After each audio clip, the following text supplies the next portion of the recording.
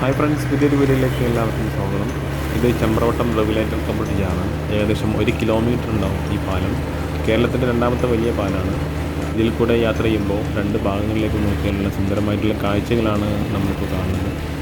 ഈ പുല്ല് നിറഞ്ഞിരിക്കുന്ന സ്ഥലമൊക്കെ ആദ്യം വലിയ മണൽക്കൂനകളായിരുന്നു.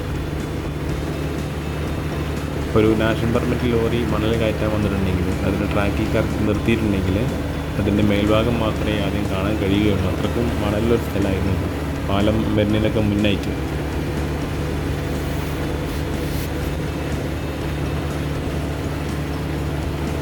വേറൊരു സംഗതി പറയാനുള്ളത്, ട്രാക്ടറിനാകെ 25 സ്പീഡോ അല്ലെങ്കിൽ 30 സ്പീഡോ മാക്സിമം ഉണ്ടാവുക. അതിനാണ് പുതിയൊരു നിയമപ്രകാരം എല്ലാ വാഹനങ്ങളിലും സ്പീഡ് ഗവർണർ വെക്കണം എന്നുള്ളൊരു നിയമം വന്നിട്ടുണ്ട്. ആ നിയമം ട്രാക്ടറിലും ഘടിപ്പിക്കണം എന്നാണ് പുതിയ നിയമം വന്നിട്ടുള്ളത്. എന്തിൻ്റെ അടിസ്ഥാനത്തിലാണ് ഈ 30 സ്പീഡ് ഉള്ള ഒരു ട്രാക്ടറിൽ 50 സ്പീഡ് ലിമിറ്റുള്ള സ്പീഡ് ഗവർണർ വെക്കുന്നത് എന്നാണ് എനിക്ക് മനസ്സിലാവാത്തത്. ട്രാക്ടറിൻ്റെ സ്പീഡ്, നമ്മൾ ട്രാക്ടർ കൊണ്ടാണ് പോകുന്നത്, ട്രാക്ടറിൻ്റെ സ്പീഡ് മാക്സിമം അത് പുതിയ വണ്ടികൾക്കാണെങ്കിൽ ഒരു 35 മാക്സിമം. അപ്പോൾ ഇതിൻ്റെ ഒരു 60 സ്പീഡ് ലിമിറ്റിൻ്റെ ഒരു സ്പീഡ് വെച്ചാൽ എങ്ങനെ ഉണ്ടാവും സ്പീഡ് ഗവർണർ? അത് നമ്മൾ അത്രയും വെട്ടികളല്ലേ അത് ചെയ്യുള്ളൂ. പക്ഷേ ഇന്ന് കേരളത്തിൽ നടക്കുന്നത് അതാണ് സംഗതി. എല്ലാ വാഹനങ്ങളിലും സ്പീഡ് ഗവർണർ നിർബന്ധമാക്കി. അത് 130, 140 സ്പീഡിലൊക്കെ പോകാൻ കഴിയുന്ന വാഹനങ്ങളാണ് മറ്റുള്ള വാഹനങ്ങളൊക്കെ, ട്രാക്ടർ ഒഴികെ. ആ വാഹനങ്ങളിലൊക്കെ 60 സ്പീഡ് ലിമിറ്റിൻ്റെ വെക്കുന്നത് ഓക്കെ.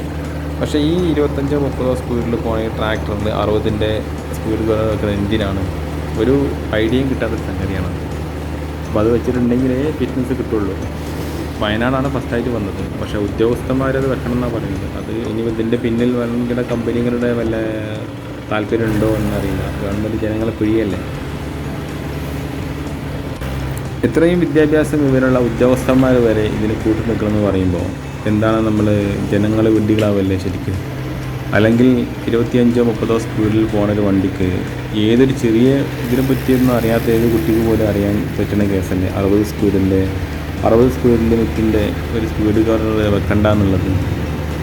അതിന് ഏകദേശം ഒരു നല്ല ഒരു സ്പീഡ് ഗവർണറിന് 13,000 രൂപ വരെ വരുന്നുണ്ട്. ഒരു 15 വരുന്നുണ്ട്. അത് കുറഞ്ഞ ടൈപ്പാണെന്നുണ്ടെങ്കിൽ 5,000 രൂപ കിട്ടും. പക്ഷേ അത് നമുക്ക് സാധാരണ ടെസ്റ്റ് കഴിഞ്ഞ പാടത് കംപ്ലൈൻ്റ് ആവുകയും ചെയ്യും. ഏറ്റവും നല്ലത് കേബിൾ ടൈപ്പിൽ വർക്ക് ചെയ്യണതാണ് സ്പീഡ് ഗവർണർ നല്ലത്. പ്രൈവറ്റ് ട്രാക്ടറുകളുടെ കാര്യമല്ല പറയുന്നത്, ടാക്സി പെർമിറ്റുള്ള ട്രെയിലർ അറ്റാച്ച്മെൻറ്റിലുള്ള ട്രാക്ടറുകളുടെ കാര്യമാണ് ഈ പറയുന്നത്. കാരണം വർഷം അത് ഫിറ്റ്നസ് എടുക്കണം. ആ സമയത്താണ് സ്പീഡ് ഗവർണർ ഇല്ലാത്ത ട്രാക്ടറുകൾക്ക് ഫിറ്റ്നസ് കൊടുക്കാത്തത്.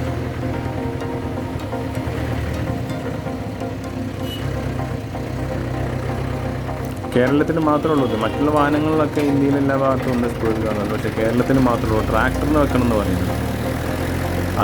ആരും പ്രതികരിക്കുന്നില്ല.